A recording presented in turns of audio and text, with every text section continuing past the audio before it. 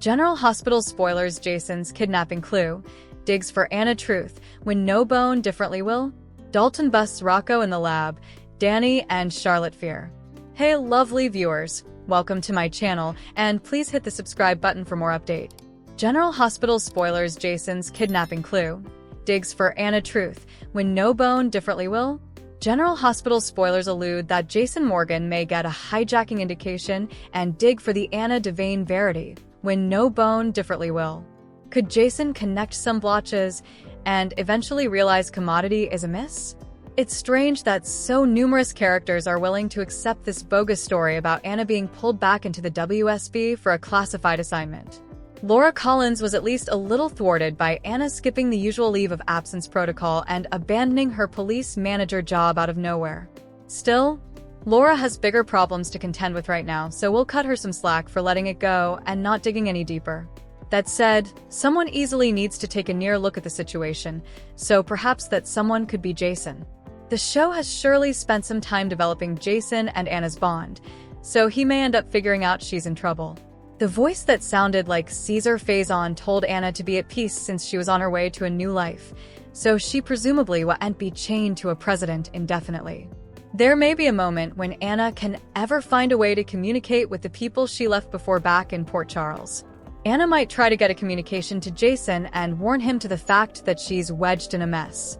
Also again, Jason may not indeed need that to eventually realize commodity's wrong.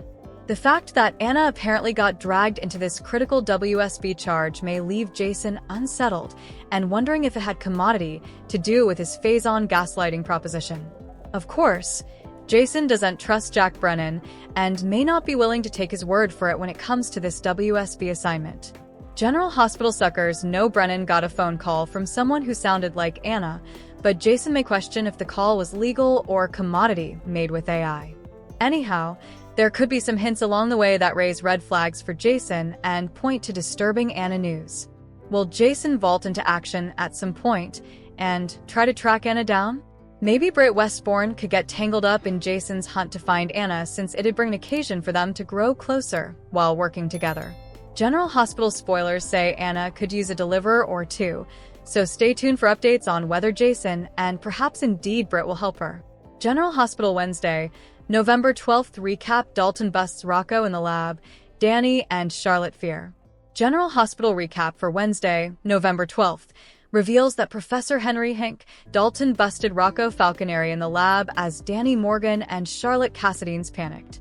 After Brooklyn Quartermain showed up with Harrison Chase and Jason Morgan, she wanted to know if Ned Quartermain was going to be okay.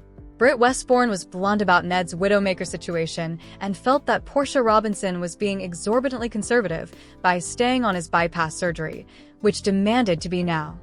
Portia pulled Britt away to scold her since she was spooking the family, and this was her call to make. Jason ultimately got Britt out of there and took her to Bobby's, where she complained about her job. Britt criticized Jason for making her come back to Port Charles, but Jason gave her a vim talk. Jason was easily glad Britt returned and assumed Ned was too, since she saved his life. Back at GH, it was determined that Ned's surgery should move forward ASAP. Brooklyn also learned Giovanni Gio Palmieri played a big part in saving Ned, so she was moved over that news and heard him call Ned Grandpa. During a private discussion with Emma Scorpio, Drake, Gio rude all the time, he wasted not getting to know Ned. Although Gio bothered, their earlier cling session was each he'd get, Emma allowed Ned was a fighter. Meanwhile, Rocco, Danny, and Charlotte all broke in the exploration lab using Britt's stolen crucial fob. The teens were surprised to see that there were no creatures being tested, but they decided to dig around the lab anyway. Danny had further to lose since he'd been in trouble recently and was formerly being kept from Scout Quartermain, but he refused to abandon Rocco and Charlotte as they searched. Once the teens heard Dalton coming, they turned off the lights and hid. When it became apparent Dalton was going to find Danny and Charlotte, Rocco took one for the platoon by making a sound and waking Dalton to his own presence. Dalton brazened Rocco before dragging him out of there since he wanted him arrested for breaking and entering. Rocco offered himself so Danny and Charlotte wouldn't get caught, so they conceded that once they were left alone in the lab.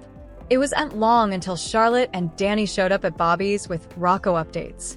Both Jason and Britt were stunned to learn Rocco got busted over the lab break, and the teens just carried out. In Alexis Davis's office, Drew Kane praised her for pulling off Willow Tate's release. Drew now wanted to concentrate on clearing Willow's name and making sure Michael Corinthos went down for shooting him. Alexis argued that they had to present multiple suspects and claimed she only had one shot to get Willow off the hook.